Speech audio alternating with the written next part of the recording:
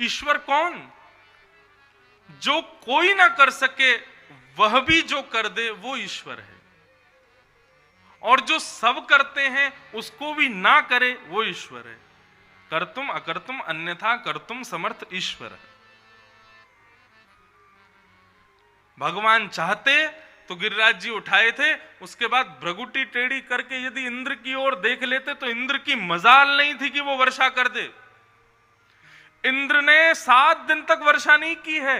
इंद्र ने वर्षा रोकी कब? भगवान के क्रोध करने पर भी इंद्र ने वर्षा नहीं रोकी। इंद्र ने वर्षा तब रोकी जब इंद्र ने देखा कि मेरा तो भंडारी खत्म हो गया, जल ही नहीं बचा है, तब इंद्र ने वर्षा रोकी है। इसका मतलब ठाकुर जी ने ना तो इंद्र को रोका, ना तो इंद्र पर गुस्सा किया, ना ही एक बार भी संकेत किया अरे इंद्र तू पूरे ब्रजमंडल को बहाने का प्रयास कर रहा, रोक दे नहीं तो तेरी खैर नहीं है। ठाकुर जी ने कुछ नहीं कहा इंद्र को। क्यों? और 7 दिन 7 रात्रि ऐसे ही खड़े रहे। इसके पीछे कारण क्या है? तब महाकवि श्री जयदेव कहते हैं, अभिनव जलधार सुंदर धृतमंदर धृतमंदर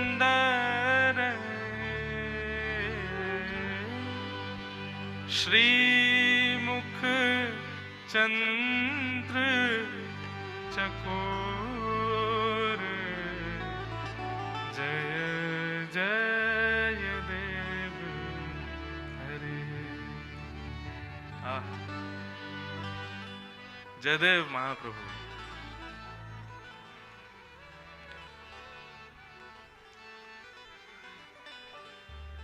कई बार ऐसा होता है,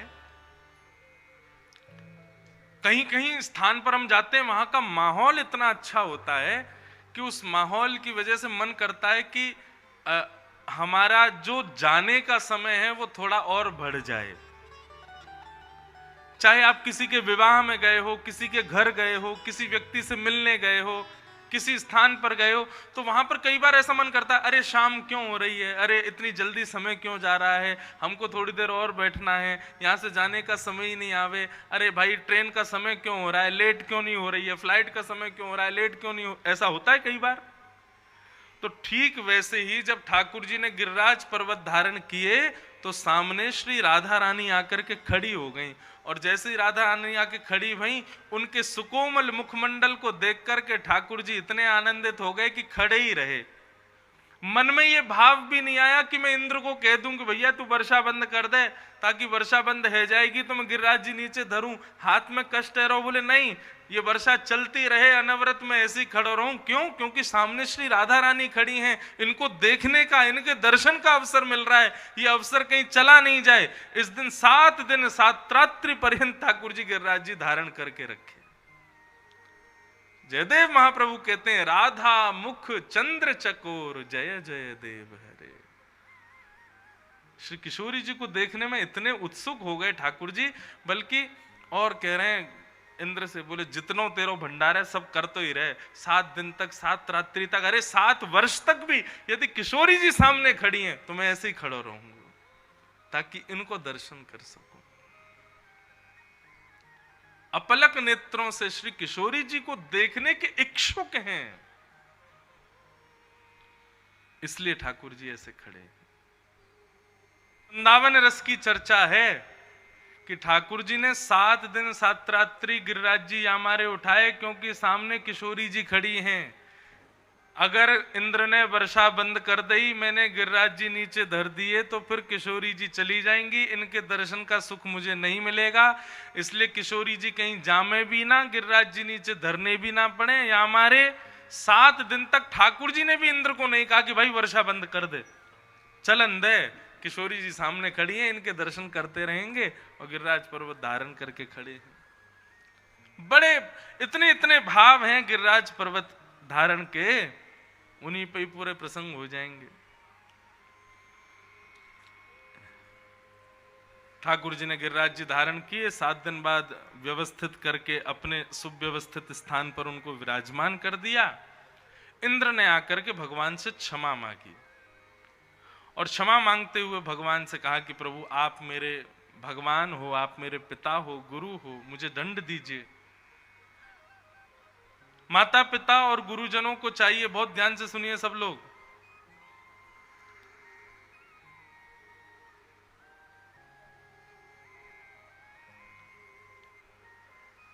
बालकों को ज्यादा लाड़ प्यार मत किया करो, थोड़ी बहुत ताड़ना उनके प्रति रखा करो। ताड़ना का मतलब होता है दृष्टि रखा करो, थोड़ा उनके प्रति थोड़ा अपने आप को कठोर, हल्का सा, ज्यादा नहीं, हल्का सा रखा करो, तभी वो बालक श्रेष्ठ बन पाएंगे। जिन बालकों ने अपने माता पिता से कभी गाली नहीं खाई, जिन बालकों ने अपने माता पिता से कभी पिटाई नहीं पाई, वो बालक जीवन में कोई श्रेष्ठ व्यक्तित्व नहीं बन पाते। इसलिए माता पिता को चाहिए ज्यादा लाड़ प्यार बालकों को ना किया करें। लालनाद बहुवो दोषात् ताड़नाद बहुवो गुणात् तस्मात् पुत्रम च शिष्यम च ताड़येत न तु लाड़येत। शास्त्र आज्ञा करते हैं लाड़ में बड़े दोष होते हैं और ताड़ना में बड़े गुण होते हैं। तस्मात् पुत्रम च शिष्यम च ताड़येत न तु लाड़येत।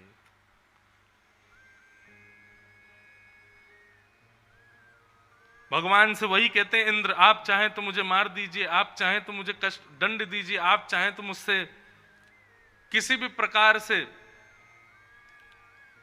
मेरे को दंडित करिए, ताड़ना कीजिए। लेकिन ठाकुर जी ने इंद्र को क्षमा कर दिया। इंद्र ने स्तुति गाई, भगवान ने क्षमा कर दिया।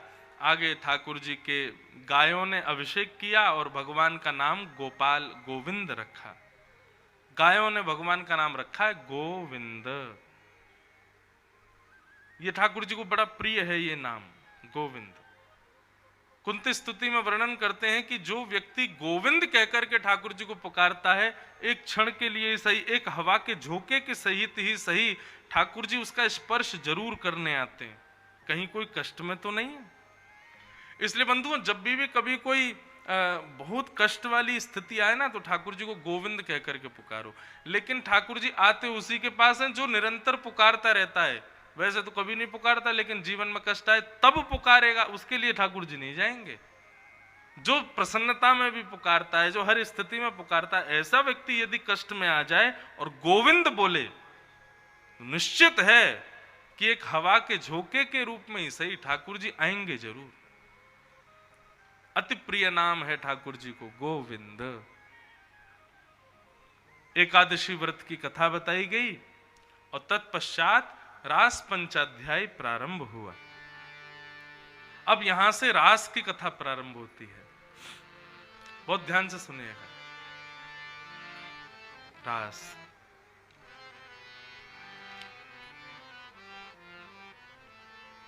भगवान पिता रात्रि शरदोत्फुल्ल मल्लिका विक्षरन्तुं मनश्चक्रे योगमायामुपाश्रित। अब बहुत ध्यान से सुनिएगा सब लोग। रास बिहार, मैंने कहा ना आज प्रेम की चर्चा है, इसलिए प्रेमी बनकर के ही सुनना। सबसे पहली बात, रास कहते किसको है? अभी मैं कहूं रास का मतलब क्या, तो अधिकतर लोगों ने मन में सोच लिया होगा वही नाचना। भगवान नाच रहे हैं गोपियों के साथ में, नृत्य कर रहे हैं, यही रास है। नहीं, रास का मतलब नृत्य करना नहीं होता है। रास का सीधा अर्थ होता है भगवान जब अपने प्रेमी भक्त से मिलने जाते हैं, उसको रास कहते हैं। दो शब्द हैं, रस और रास। जब भक्त भगवान से मिलने की कामना करता है और भगवान के समीप जाता है, वो रस कहलाता है। लेकिन भक्त की प्रेम भक्ति से प्रसन्न होकर जब भगवान भक्त से मिलने आते हैं, उसको रास कहते हैं। समझ में आ गई बात?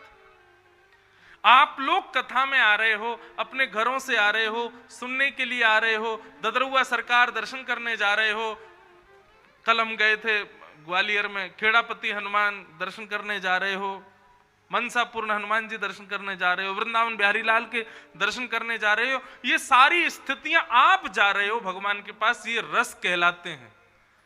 लेकिन आपकी भक्ति से प्रसन्न होकर के वृंदावन बिहारी लाल भिंड आ जाएं, पिडौरा गांव में प्रकट हो जाएं, ये रास कहलाएगा।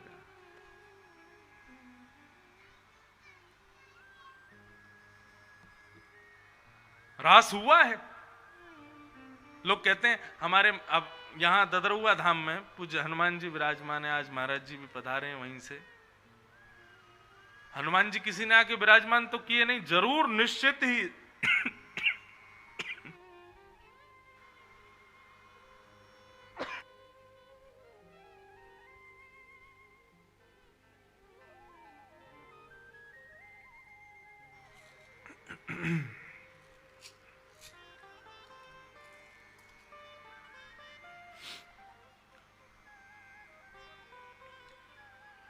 अभी वर्तमान महाराज जी जो हैं, आपके पूर्व महाराज जी या उनके पूर्व महाराज जी जो भी यहां पर विराजे होंगे, उनकी तपस्या भजन के बल से हनुमान जी प्रकट हुए होंगे।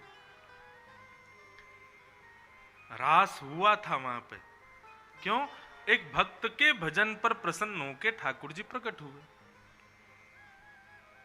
वृंदावन में गोस्वामी गोपाल भट्ट गोस्वामी जी की प्रेम भक्ति से प्रसन्न होकर राधा रमण जी प्रकट हो गए। श्री हरिदास जी महाराज के प्रेम भक्ति से प्रसन्न होकर के श्री बिहारी जी प्रकट हो गए। ये सब रास ही तो हैं। रस और रास में केवल इतना अंतर है। आप भगवान के अच्छा एक सीधी भाषा में, थोड़ी अल्लड़ भाषा में बोलूं तो आप भगवान के पीछे भाग रहे हो, वो रस है। लेकिन आपकी भक्ति से प्रसन्न हो कि भगवान आपके पीछे भाग रहे हैं, वो रास है। वास्तव में हम कथा क्यों सुनते हैं, वृंदावन क्यों जाते हैं, संतों के समीप क्यों बैठते हैं, सत्संग क्यों करते हैं? ताकि एक दिन ये रस रास में बदल जाए, हमारी भक्ति ऐसी हो जाए, हमारा प्रेम ऐसा हो जाए कि उस प्रेम पाश में ठाकुर जी बंध जाएं और हमारा अनुकरण करें, हमारे पीछे पीछे लाल जी हमें। जगन्नाथपुरी में श्री जगन्नाथ जी के एक भक्त हुए, बहुत ध्यान से सुनना, उनका चरित्र मैंने कल परसों भी सुनाया था, श्री माधव दास। तो माधव दास जी जो थे, ये भगवान के बड़े अनन्य भक्त थे।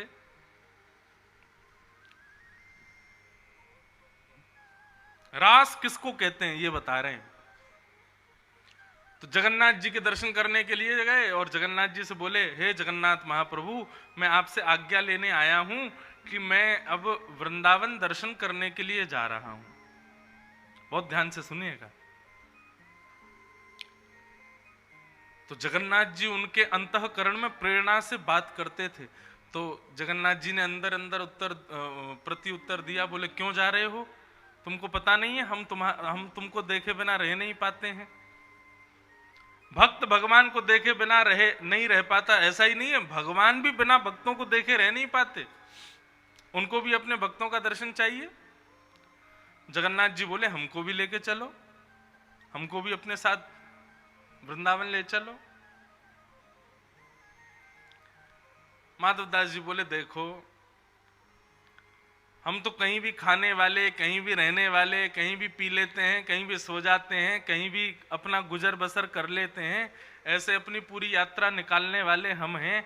आप हमारी तरह नहीं रह पाओगे। आपको तो 8 बार तो भोग लगता है दिन में, वृंदावन में भगवान को भोग लगता 8 बार। कैसे कैसे भोग लगेगा? सुबह उठते ही मंगल भोग, उठते ही ठाकुर जी को दूध और लड्डू का भोग लगाया जाता है। मंगल भोग के बाद में फिर आएगा ठाकुर जी का बाल भोग, जिसको नाश्ता कहते हैं।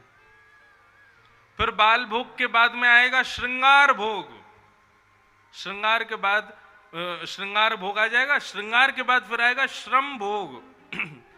अच्छा, श्रम भोग के बारे में आप सुनेंगे तो इतना आनंद आएगा। ये श्रम भोग क्यों लगता है ठाकुर जी को? बोले कि पुजारी जी ने ठाकुर जी का श्रृंगार किया ना, गले में माला पहनाई, हाथों में बाजूबंद पहनाए, सिर पर मुकुट पहनाया, तो ठाकुर जी थक गए श्रृंगार कराने में, इसलिए श्रृंगार कराने में थक गए तो थकान का भोग आता है ठाकुर जी को। अरे मैंने कि भाई ये बढ़िया है, 8 बार भोग लगाते हैं ठाकुर जी। माधवदास जी बोले आप हमारे साथ नहीं जा पाओगे, आपको 8 बार भोजन चाहिए होता है, और रास्ते में कहां आपके लिए भोजन लेके आऊंगा, कहां रोटी लाऊंगा, कहां आपकी व्यवस्था करूंगा।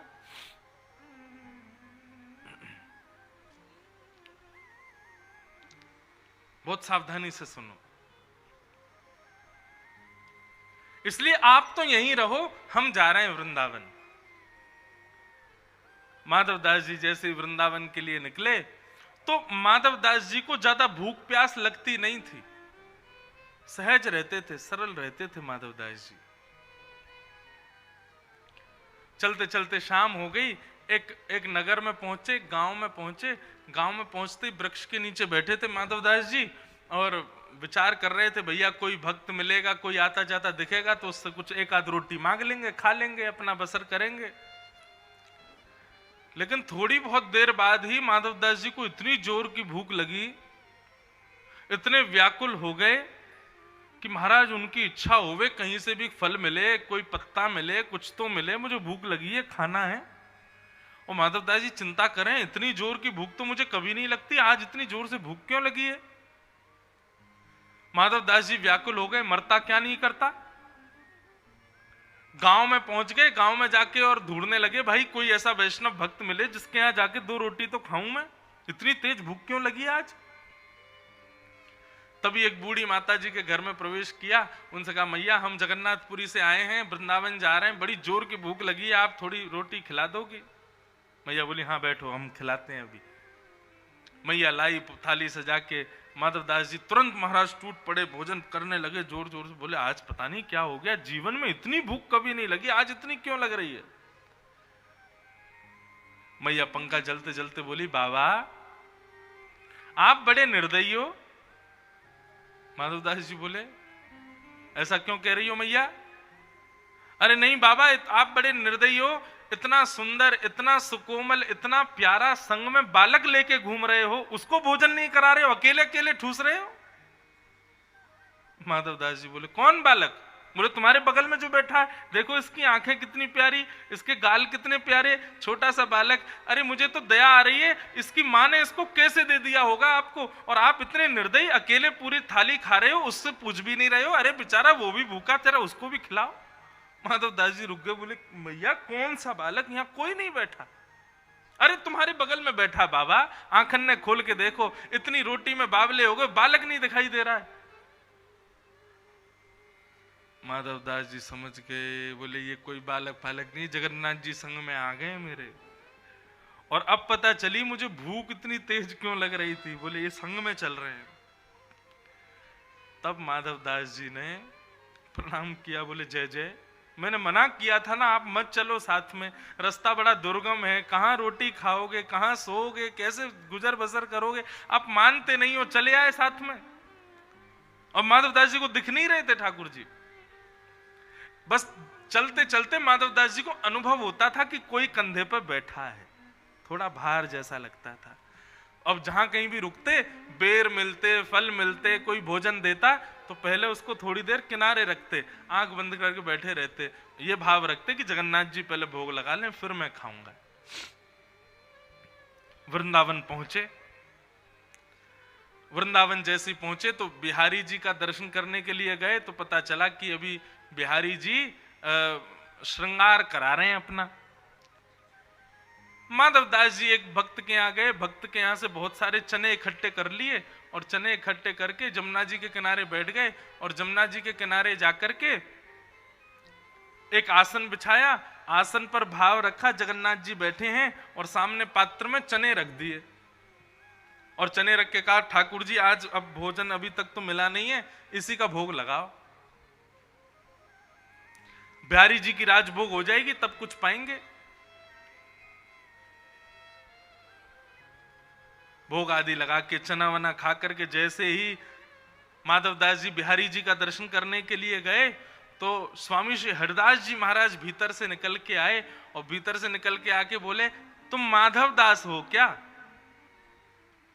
माधव दास जी आश्चर्य, आपको कैसे पता कि मैं माधव दास हूं?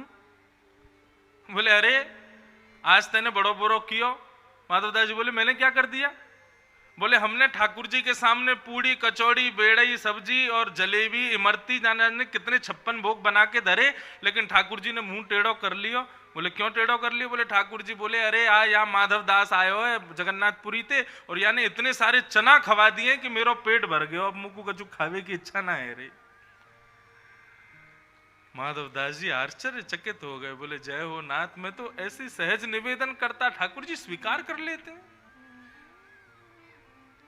कहां तक सुनाऊं बंधुओं?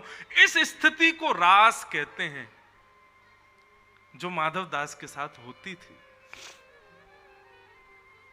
इसको रास कहते हैं। रास सुनने का विषय नहीं है, रास देखने का विषय नहीं है, रास करने का भी विषय नहीं है, रास अनुभूति का विषय है।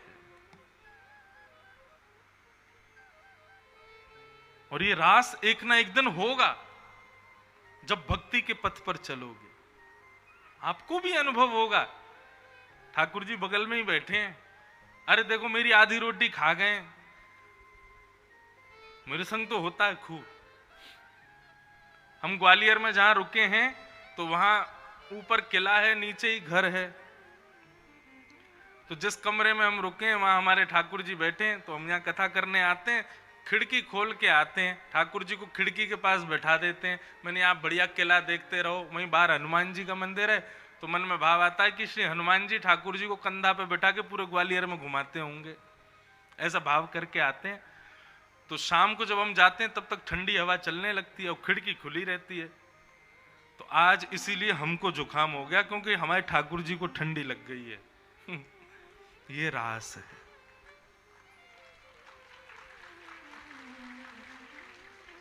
ये कोई इस भाव से नहीं है कि आपको मैं कोई चमत्कार बता रहा हूं या कुछ।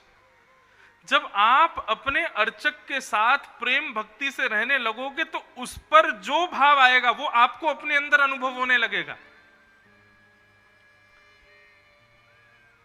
मुझे रात्रि में यदि बहुत जोर की प्यास लगती है ना, तो मैं ये नहीं सोचता कि मुझे प्यास क्यों लगी, मैं यही विचार करता हूं जरूर ठाकुर जी के झाड़ी में जल नहीं होगा इसीलिए मुझे प्यास लग रही है। ये रास है। जब अर्चक अपने अर्चावतार के प्रति पूर्ण प्रेम समर्पित रखता है ना, तो जैसे प्रियसी यदि नाराज है, प्रियसी यदि दुखी है, बालक यदि दुखी है, माँ अपने आप दुखी हो जाती है। इसी प्रकार जब ठाकुर जी के प्रति कोई भाव आप रखते हो, उनके ऊपर आने वाली कोई भी क्रिया हो वो आपको अपने अंदर अनुभव होने लगती है। इसी अनुभूति को रास कहते हैं।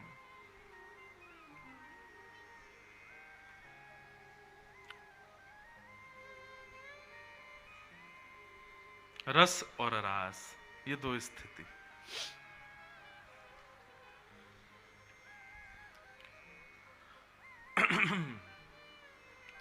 तो फिर प्रश्न उठता है, तो ये भगवान ने गोपियों के साथ जो नृत्य किया वो क्या है? तो बंधुओं, नृत्य जो होता है ना वो करना नहीं पड़ता। जब बहुत अच्छा समय आता है या बहुत सुखद अनुभूति होती है तो नृत्य अपने आप होने लगता है। बेटा यदि घोड़ी पे बैठा है, शादी हो रही है, तो पिता से नाचना ना भी आता हो लेकिन फिर भी अपने बेटा को घोड़ी पे देख के वो इतना खुश हो जाता है कि नाचने लगता है, कहीं भी हाथ पैर मारने लगता है। ठीक उसी प्रकार आज श्याम सुंदर गोपियों से मिलने के लिए आए तो गोपियां इतनी प्रसन्न हो गई, इतनी आनंदित हो गई कि आनंद में आकर के कुछ सूझा नहीं तो नाचने लगी। इसलिए हमने उसको नृत्य का रूप दिया। लेकिन वह नृत्य रास है, ये गलत बात है। रास का मतलब नृत्य नहीं होता। रास का मतलब जब परमात्मा अपने प्रेमी भक्त से मिलने का मन बनावे। दो बात है, भक्त भगवान से मिलने का मन बनावे ये साधारण बात है, लेकिन भगवान भक्त से मिलने का मन बनावे यही रास विशेष बात है। हमारी स्थिति अभी ऐसी हुई नहीं है कि भगवान हमसे मिलने का मन बनाए। हम ऐसे हैं ही नहीं, हम में कोई ऐसी योग्यता ही नहीं, हम में ऐसी कोई विशेषता ही नहीं। अपने आप को इतना योग्य उनके लिए नहीं बताओ कि कोई राजनेता तुमको बुलावे, कोई बहुत बड़ा मिनिस्टर तुमसे मिलने का मन बनावे। अपने आप को इसके योग्य बनाओ कि ठाकुर जी तुमसे मिलने का मन बनावे।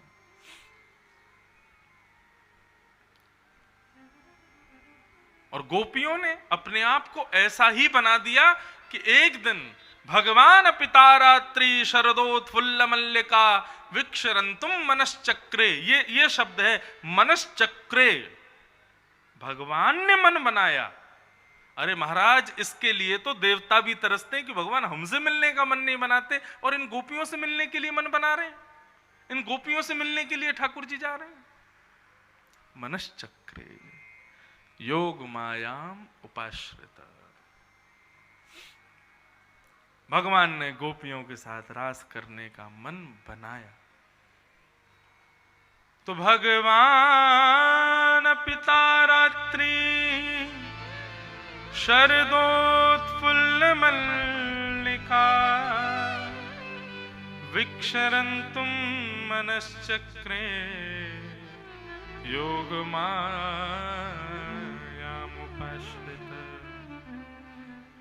इस श्लोक में एक शब्द इतना बड़ा है कि उस शब्द को सुनने के लिए हनुमान जी भी तरसते हैं, उस शब्द को सुनने के लिए शंकर जी भी तरसते हैं, उस शब्द को सुनने के लिए ब्रह्मा आदि देवता भी तरसते हैं कि ये शब्द कभी हमारे लिए प्रयोग हो।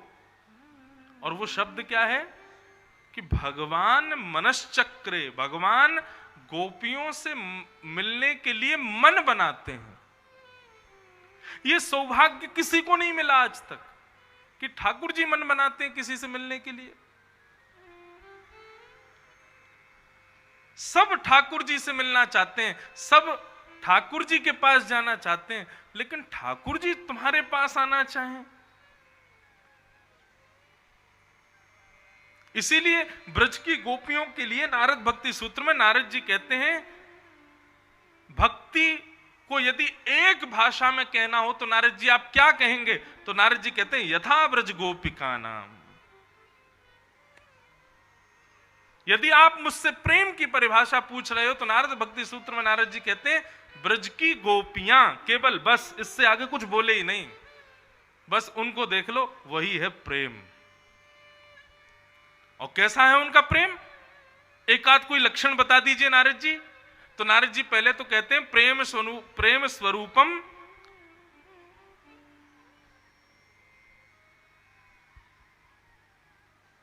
उसका वर्णन नहीं किया जा सकता, और जिसका वर्णन हो जाए वो प्रेम नहीं हो सकता। लेकिन फिर भी कहते हो कि गोपियों का प्रेम बताओ, तो तत् सुखे सुखित्वम। गोपियों का प्रेम कैसा है? बोले जिसमें हमारा प्रेमी प्रसन्न उसमें हम प्रसन्न। ये प्रेम है गोपियों का।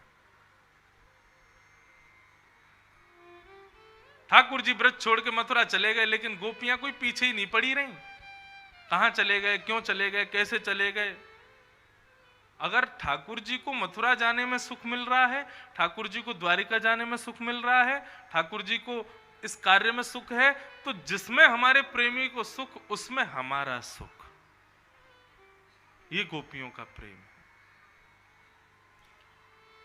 गोपियों ने कभी जिद नहीं की ठाकुर जी से, कभी अपने मन के भाव प्रस्तुत करके ठाकुर जी को जबरदस्ती नहीं की।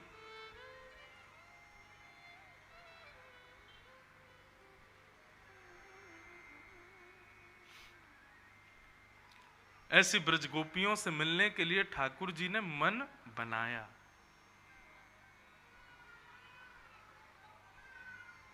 और ठाकुर जी मन बनाते हैं, ये बड़ी बात है। यथा ब्रज गोपिका नाम, भगवान ने गोपियों के साथ रास विहार करने का मन बनाया।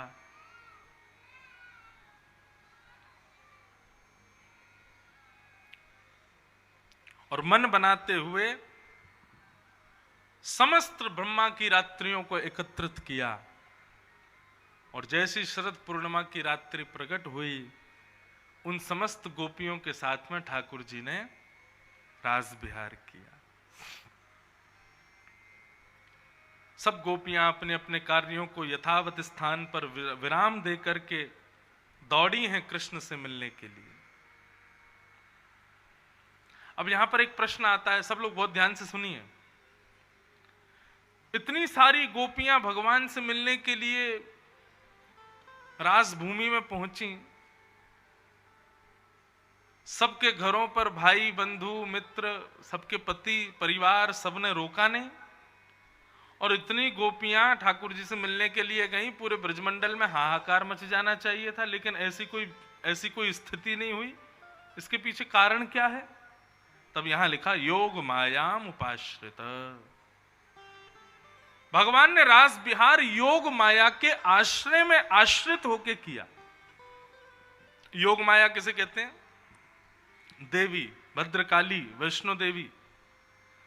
भगवान के उनके आश्रय में आकर के रास बिहार किया। मतलब जितनी गोपियां ठाकुर जी के संग रास बिहार के लिए आई, उन सबके घर पर योग माया ही गोपियों का रूप धारण करके बैठी थी।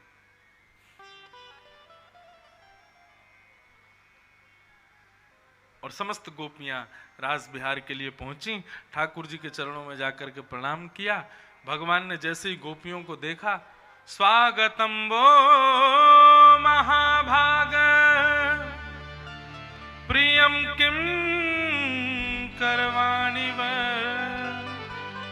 ब्रजस्या नामयम कश्चित् ब्रूता गमन कारणम। सब गोपियों से बोले अपने आने का कारण बताइए। पहले तो स्वागत किया, और स्वागत के पश्चात फिर गोपियों से बोले इतनी रात को आप सब लोग अपने अपने घर छोड़ के, अपने पति परिवार सब रिश्ते नाते सब छोड़ के यहां क्यों आ गए? ठाकुर जी की ये लीला है। पहले तो भक्त को अपने आश्रय में बुला लेंगे, और जब भक्त सब कुछ छोड़ छाड़ के ठाकुर जी के समीप आ जाएगा, फिर उसको संसार का प्रलोभन देंगे, फिर उसको संसार की ओर घुमाएंगे। सब गोपियों को पतिव्रता नारी का धर्म क्या होता है ठाकुर जी समझाने लगे। आप सब अपने पति परिवार आदि सबको छोड़ करके चली आई हो, चलो वापस लौट जाओ। अच्छा बंधुओं, एक कथा, ये सब गोपियां ठाकुर जी से मिलने के लिए आज जो आई हैं, इसमें बहुत बड़ी भूमिका हनुमान जी ने निभाई है। कैसे? तो गीता प्रेस गोरखपुर का एक कल्याण अंक आता, उसमें एक बार एक संत का मैंने भाव पढ़ा, इतना सुंदर भाव उन्होंने लिखा। वो कहते हैं, कल हम लोगों ने श्रवण किया था कि श्री हनुमान जी महाराज राम जी के पास जाके कहते हैं कि प्रभु ये सब दंडकारण्य वन के संत हैं, इनसे मिलने के लिए चलिए। तो ठाकुर जी बोले 14 वर्ष पूर्ण हो गए वन के, अब हमको भरत की रक्षा के लिए वापस अयोध्या जाना पड़ेगा, हम संतों से नहीं मिल पाएंगे। इन सबको आप आज्ञा दे दो कि ये सब अब द्वापर तक प्रतीक्षा करें, द्वापर में यही संत गोपी बन के आएंगे, हम कृष्ण बन के आएंगे, इनके संग रास बिहार करेंगे। तो हनुमान जी जब उन दंडकारण्य वन संत के पास गए और जाके कहा कि भैया रघुनाथ जी अभी दर्शन नहीं दे पाएंगे, आप लोगों को एक युग तक प्रतीक्षा करनी पड़ेगी, द्वापर में वही राम जी आपको कृष्ण के रूप में प्राप्त होंगे और आप सभी संत गोपी बनकर के वृंदावन में प्रकट होंगे। सब संत निराश हो गए, हताश हो गए, बोले कि भैया अब एक युग तक प्रतीक्षा करनी पड़ेगी। हनुमान जी हमको कोई वचन देके जाओ कि एक युग बाद जब हम गोपी बन के आएंगे ठाकुर जी निश्चित मिलेंगे, क्योंकि तब भी अगर ऐसी कोई घटना हो गई तो हम क्या करेंगे? हमको कोई प्रमाण देके जाओ, हमको कोई वादा करके जाओ कि आप ही मिलवाओगे ठाकुर जी को हमसे। हनुमान जी बोले अब द्वापर में हमारा तो रोल कुछ है नहीं, हम तो केवल और केवल चिंतन करेंगे ठाकुर जी का, हमारी लीला तो केवल और केवल त्रेता में है ठाकुर जी के साथ, द्वापर में तो केवल हम दर्शन करेंगे ठाकुर जी का। लेकिन फिर भी आप सब लोग चिंता मत करो, ठाकुर जी कोई ना कोई कृपा करेंगे, हम किसी ना किसी रूप में ठाकुर जी को आपके पास लेके आएंगे। अब यहां ये बात पूरी हुई, सब दंडकारण्य वन के संत समझ गए, बोले अब निश्चिंत हो जाओ, द्वापर में गोपी बन के आएंगे और हनुमान जी की जिम्मेवारी है ठाकुर जी को लाने की। यहां जब राम जी लौट करके अयोध्या आए तो अयोध्या आकर के सबको उपहार प्रदान किए। हनुमान जी के लिए कोई उपहार ठाकुर जी को दिखाई नहीं दिया, उनके योग्य कोई उपहार ठाकुर जी को समझ नहीं आया। तो राघव ने अपने भाई भरत जी से पूछा कि भरत जी हमको एक बड़ी चिंता हो रही है। भरत जी बोले क्यों चिंता हो रही है? बोले सबके लिए उपहार समझ में आ रहा है कि इसको ये देना है, इसको वो देना है, लेकिन हनुमान जी की सेवा का हमको कोई उपहार समझ नहीं आ रहा है, इनको उपहार क्या दें? भरत जी बोले अब संशय जब कभी भी मुझको हुआ तो मैंने आपकी पादुकाओं से पूछा कि मुझे क्या करना चाहिए, आप भी पादुकाओं से ही पूछो। तब ठाकुर जी ने अपनी पादुकाओं से पूछा कि भाई हनुमान जी के इतनी सेवा है, इसके प्रति इनको उपहार क्या मिलना चाहिए? तो फिर पादुकाओं ने प्रत्युत्तर दिया, बोले कि आपने अभी अभी देखा कि श्री हनुमान जी आपको दंडकारण्य वन ले जाने के लिए जिद कर रहे थे, परंतु आपने मना कर दिया कि अभी हम नहीं जा सकते। वही सब संत द्वापर में गोपी बन के आएंगे, आप कृष्ण बन के जाएंगे, तब भी मिलेंगे। लेकिन संतों ने हनुमान जी को पकड़ लिया और पकड़ के बोले कि हमको पहले वचन दे के जाओ कि आप ठाकुर जी को लेके आओगे। तो वहां हनुमान जी भी चिंता में है कि द्वापर में मैं कैसे आऊं, और संतों ने हनुमान जी से वचन ले लिया है कि आप ही ठाकुर जी को लेके आओगे। इसलिए ऐसी लीला होगी ठाकुर जी कि द्वापर में जब आप कृष्ण बनकर के आएंगे तो आपके अधरों की वंशी के रूप में कोई और नहीं, स्वयं श्री हनुमान जी महाराज पधारेंगे।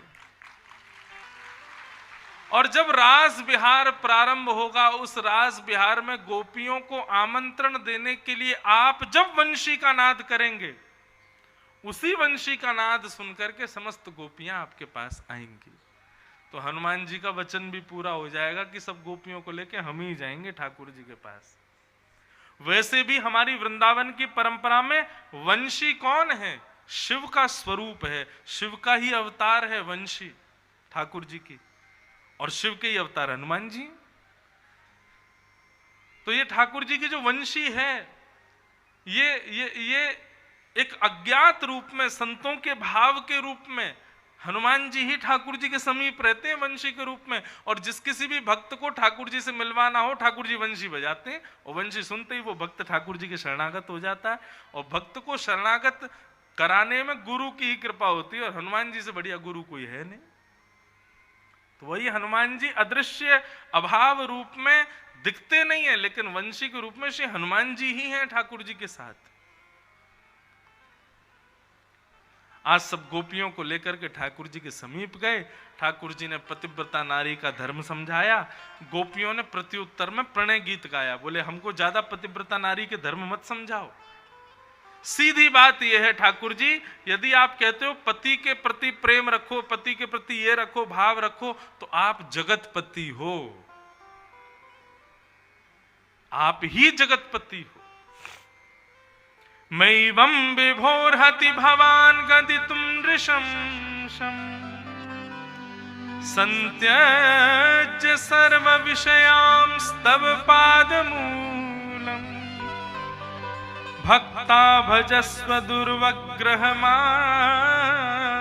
त्यजास्मान् देवो यथादि पुरुषो भजते।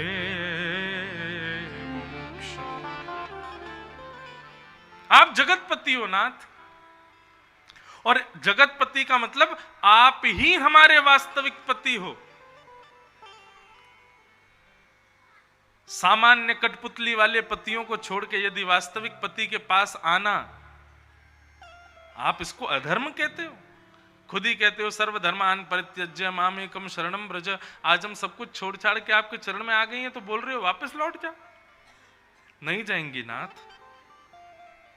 और यदि फिर भी आपको हमें भेजना है वापस कि हम अपने घर चली जाएं, तो चित्तम सुखेन भवता पहितम गृहेषु, हमारा चित्त जो आपके पास है वो हमें वापस कर दो। हमारा मन जो आप में लगा हुआ है वो हमको वापस कर दो। हमारा चित्त हमको वापस मिल जाएगा, हम अभी चली जाएंगे।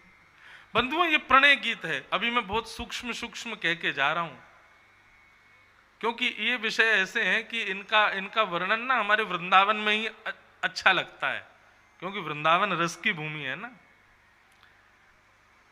गोपियां कह रही हैं कि हमारा चित्त आपके पास है, वो हमको वापस करो, तब हम वापस जाएंगे।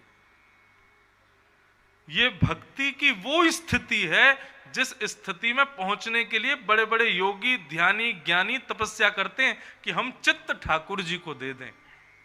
और गोपियां सहज भाव से कह रही हैं। अरे वृंदावन की गोपियां तो नेत्र बंद करके ध्यान लगाती हैं। नारद जी जाके पूछते हैं किसका ध्यान कर रही हो? गोपियां बोलती हैं ध्यान नहीं कर रही हैं, नेत्र बंद करके चित्त में बैठे ठाकुर जी से कह रही हैं न एक बाहर निकल जाओ, न एक देर के लिए हमारे चित्त को छोड़ के चले जाओ, ताकि हम घर के काम वाम कर लें। 24 घंटा यहीं बैठे रहते हो। दुनिया के लोग ध्यान लगाते हैं ठाकुर जी चित्त में आ जाएं, और ब्रज के लोग ध्यान लगाते हैं लाला नेक देर के लिए चित्त से नेक चल हो जा, ताकि हम बाकी के काम कर लें। ये है वृंदावन की स्थिति।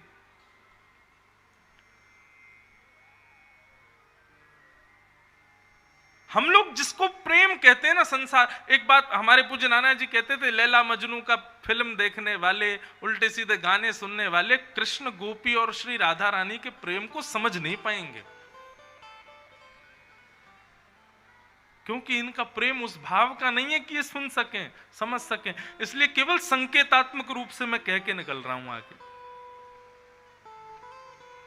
ये चित्तम सुखेन भवता पहितम ग्रहेशु, ये स्थिति बड़े बड़े संतों की नहीं हो पाती। जो गोपियां सहज में कह रही हैं कि हमारा चित्त तुम्हारे पास है। श्रीमद् भागवत में श्री शुकाचार्य जी वर्णन करते हैं, या दोहने बहनने मथनो पलेप प्रेंखें खनार भरुतितो क्षणमार जनादौ। गोपियों की स्थिति कैसी है पता है? चौका लगाती हैं गोबर का, तो चौका लगाने में जिस कपड़े से चौका लगा रही हैं, वो जब घर घर आवाज करता है ना, तो उस घर घर को भी एक धुन बना करके उसमें भी कृष्ण का कीर्तन कर लेती हैं। मटका भरने के लिए जब जमुना जल के पास जाती है ना, तो नूपुरों की छमछम आवाज आती है ना, उसको भी एक ताल बना के उस पर भी कीर्तन कर लेती हैं। यमुना के किनारे बैठती हैं और यमुना का कलकल नाद जो होता है ना, उस कलकल नाद पर भी कृष्ण कीर्तन करके आनंद करती हैं। ऐसी है गोपियों की स्थिति।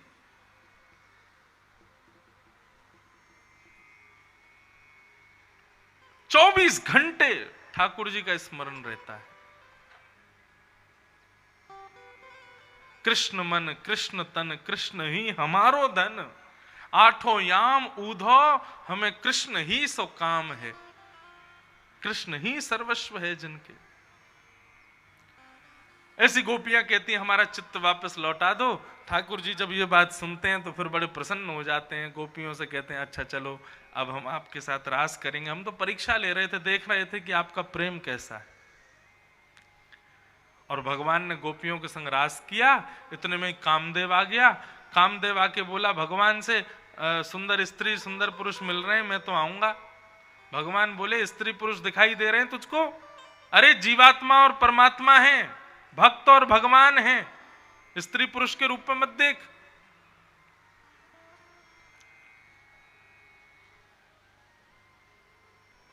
आजकल लोग इस बात को उठाते हैं स्त्री पुरुषों में भेद नहीं होना चाहिए, सबको समान देखना चाहिए, सबको समान होना। ये बात ठाकुर जी कितने वर्ष पहले कह चुके हैं। स्त्री पुरुष का संग देखता है, जीवात्मा परमात्मा नहीं देखता। कामदेव जैसे ही आया, भगवान ने अपने रूप को इतना सुंदर बना लिया कि कामदेव भी मूर्छित होकर गिर गया। इससे ये बात सिद्ध होती है कि रास लीला काम विजय लीला है, काम पर विजय की लीला है। बंधुओं एक बात बताएं, रसगुल्ला से दूर रह करके रसगुल्ला खाने की इच्छा ना पैदा होना यह कोई बड़ी बात नहीं है, लेकिन रसगुल्ला सामने रखा है उसके बाद जीभ में पानी ना आने देना यह बड़ी बात है। हम तो ब्रह्मचारी हैं, हम तो बाल ब्रह्मचारी हैं। अपने नाम के आगे बाल ब्रह्मचारी कई लोग इसलिए भी लिख देते हैं क्योंकि कोशिश तो बहुत करी थी कि ब्याह हो जाए, लेकिन किसी ने पसंद ही नहीं किया। तो फिर 40 के बाद में सोचते हैं अब ब्याह तो हुआ नहीं, तो एक काम करो ब्रह्मचारी लिख दो नाम के आगे। लेकिन वास्तव के ब्रह्मचारी कौन? असंख्य सुंदरी नारियों के सन्मुख रह करके भी अपने आप को वशीकृत करते हुए ब्रह्मचारी बोले,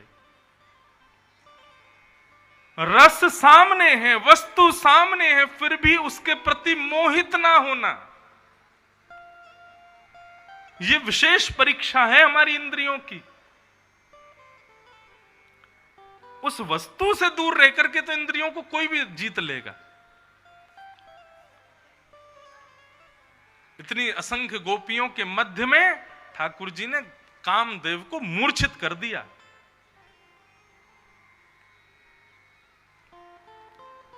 और भगवान ने गोपियों के संग रास करना शुरू किया।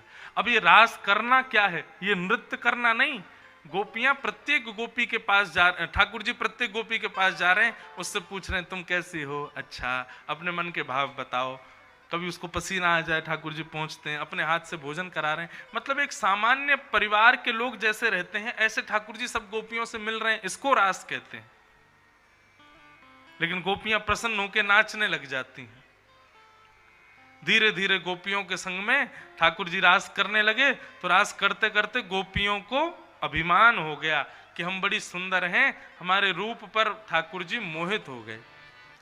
मुझे कभी कभी ऐसा लगता है कि भगवान बोलते क्यों नहीं है? हमारे मंदिर के ठाकुर जी बोलते क्यों नहीं, चलते क्यों नहीं, फिरते क्यों नहीं, सारी क्रियाएं क्यों नहीं करते? ठाकुर जी बोलना चाहते हैं, चलना फिरना चाहते हैं, लेकिन उनको डर लगता है कहीं मैं बोलने लगा तो जिससे मैं बोलूंगा उसको कहीं अभिमान ना हो जाए कि भगवान तो मुझसे बात करते हैं, भगवान तो मेरे सामने चलते हैं, भगवान तो मेरे सामने क्रिया करते हैं।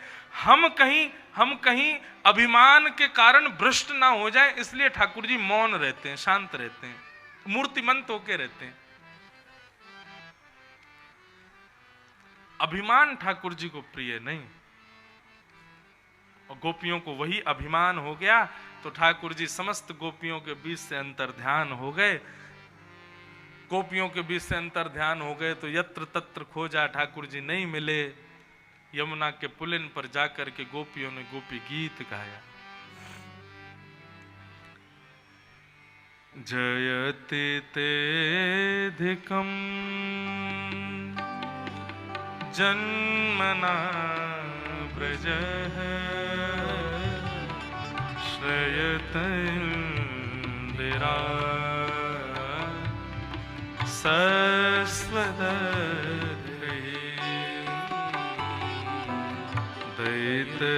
दैतदृश्यता दीक्षुतावक स्त्वैरेता सव त्वां विचिन्वते शरदुदाशये साधुजात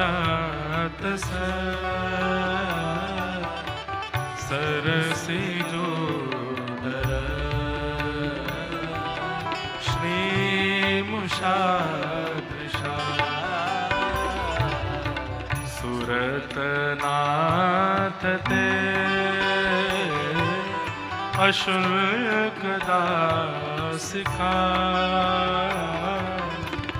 वरदनिघ्नतो नेह किं वद विषजलाप्यया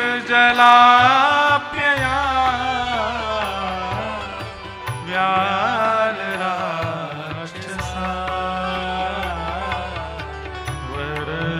वर्षमारुता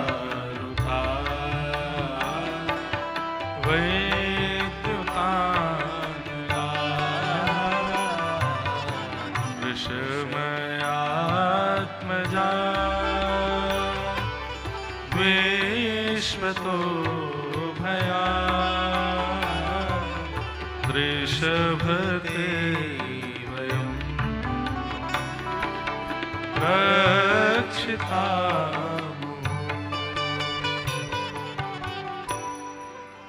यत्ते सुजात चरणाम्बुरुहं स्तनेषु भीतासनैः प्रियदधीमहि कर्कशेषु तेनाटवीमटसि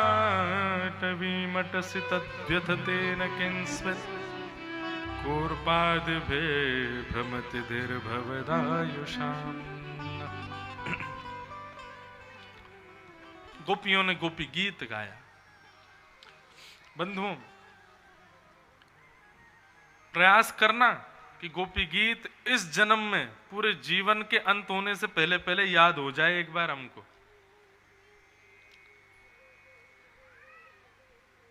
गोपी गीत साधारण नहीं है।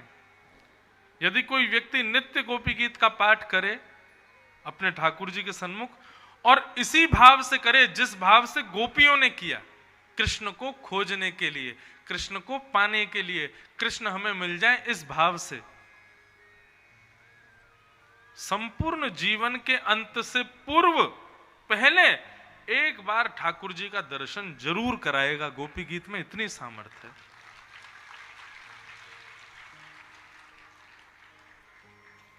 रही बात गोपी गीत को याद करने की, कठिन है। श्लोक संस्कृत में है और संस्कृत भागवत की सबसे ज्यादा कठिन है। तो इसका एक उपाय समझाएं आपको, तो संस्कृत भाषा मान करके, शब्द मान करके कभी गोपी गीत मत पढ़िएगा। गोपियां विरह से कातर होके ब्रजमंडल में घूम रही हैं, खोज रही हैं श्री कृष्ण तुम कहां हो, इस प्रकार की भावना मन में है।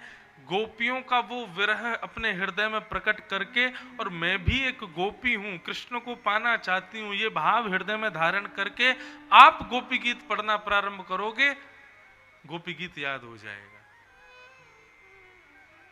हम उसको संस्कृत भाषा समझ लेते हैं, संस्कृत लिपि मानते हैं, इसलिए गोपी गीत हमको कठिन लगता है, या संस्कृत के श्लोक हमको कठिन लगते हैं। जिसने कहे हैं, जिसने गाए हैं, जिस भाव से गाए हैं, उस भाव का चिंतन करके आप उस श्लोक को पढ़ोगे, आपको वो श्लोक 2-4 बार में याद हो जाएगा।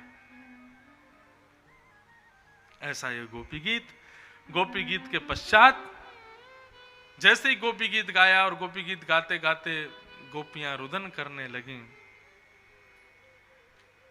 तो ताशामाभिभूत सौरी स्मयमाय मुखाम्बुज पीतांबरधर श्रग्वे साक्षान्मन्मथ मन्मथ।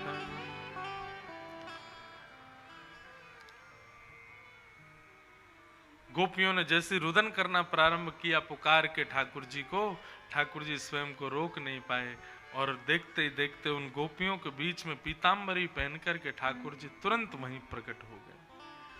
और जैसे ही ठाकुर जी प्रकट हुए, गोपियों ने किसी ने हाथ पकड़े, पैर पकड़े, ठाकुर जी की पीतांबरी पकड़ी, पटका पकड़ा। ठाकुर जी बोले अरे बस बस बस, इतना क्यों पकड़ रही हो? बोले तुम कहीं फिर से नहीं भाग जाओ इसलिए पकड़ रही हैं, आप तो ऐसी अंतर ध्यान हो जाते हो। एक गोपी तो दूर ही खड़ी रही, उसको जगह ही नहीं मिली पकड़ने की, तो दूर से ही ठाकुर जी को देखने लगी और नेत्र बंद कर लिया। ठाकुर जी बोले ये कहा क्यों? बोले तुमको नैनों में ही छुपा लिया है। क्यों? हाथ छोड़ के तो तुम भाग जाते हो, मैंने हृदय में बसा लिया, हृदय से जाके दिखाओ। हृदय से नहीं जा पाओगे। गोपियों का ऐसा प्रेम, ऐसे भाव कि ठाकुर जी भी कहते हैं कि मैं आपके इस ऋण से कभी उऋण नहीं हो पाऊंगा गोपियों, आपका जो ये प्रेम है। और अब ठाकुर जी ने महारास किया। तो रास का मतलब एक गोपी के सन्मुख एक ठाकुर जी, लेकिन महारास जितनी गोपी उतने ठाकुर जी। अब हर गोपी के साथ अलग अलग रूप में ठाकुर जी रास विहार कर रहे हैं। और जैसे ही महारास प्रारंभ हुआ तो ब्रह्मा जी बोले हम क्यों पीछे हटे, हम भी जाएंगे। सूर्य बोले हम क्यों रुके, हम भी जाएंगे। सारे देवता आ गए, सारे ऋषि आ गए, नदियां आ गई और सबके लिए ठाकुर जी प्रकट हो गए, सबके साथ में रास विहार करने लगे।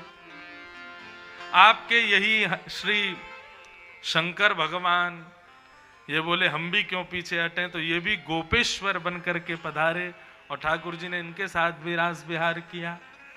और वृंदावन में यमुना के तट पर महारास हो रहा है। 6 महीने तक महारास चलता रहा और किसी को पता भी नहीं चला। और महारास केवल 6 महीने तक नहीं चला था बंधुओं, वृंदावन में आज भी रास विहार हो रहा है ठाकुर जी का। आज भी लाखों भक्त जाते हैं वृंदावन बिहारी लाल का दर्शन करने, परंतु आज भी ठाकुर जी किसी ना किसी भक्त के साथ में कोई ना कोई लीला अब भी कर रहे हैं वृंदावन में, हमको नहीं पता। रास चल रहा है ठाकुर।